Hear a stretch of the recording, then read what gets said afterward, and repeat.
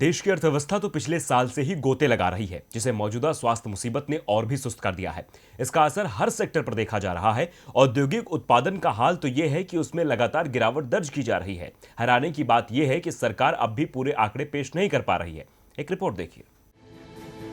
देश में फैलती स्वास्थ्य मुसीबत ने अर्थव्यवस्था को काफी नुकसान पहुंचाया है। जब अनलॉक मोड के दूसरे चरण के भी शुरुआती 10 दिन बीत चुके हैं, लेकिन हालात में खास सुधार नहीं देखा जा रहा है। जी हाँ, देश में औद्योगिक उत्पादन तो अभी रफ्तार नहीं पकड़ पाया है।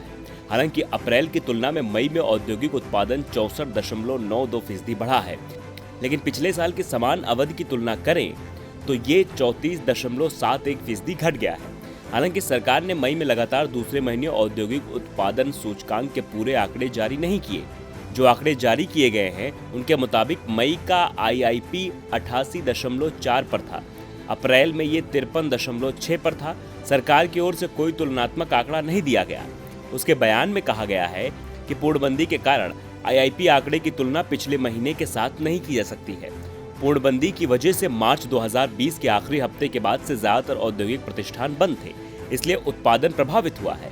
ताजा आंकड़ों के मुताबिक मई 2020 में औद्योगिक उत्पादन सूचकांक माइनिंग में 87.0, मैन्युफैक्चरिंग में 84.4, बिजली सेक्टर में 149.6 अंक रहा। वहीं मई में पूर्णबंदी की शर्तों में छूट की वजह से हालात को सुधरते भी दिखे। Manufacturing, capital goods, consumer durables और कंज्यूमर नॉन ड्यूरेबल सेक्टर का प्रदर्शन अच्छा रहा। इंफ्रास्ट्रक्चर, कंस्ट्रक्शन गुड के उत्पादन में भी सुधार दिखा है। अप्रैल में इनके उत्पादन में 84.7% की गिरावट दर्ज हुई है, जबकि मई में यह घटकर 42% हो गई।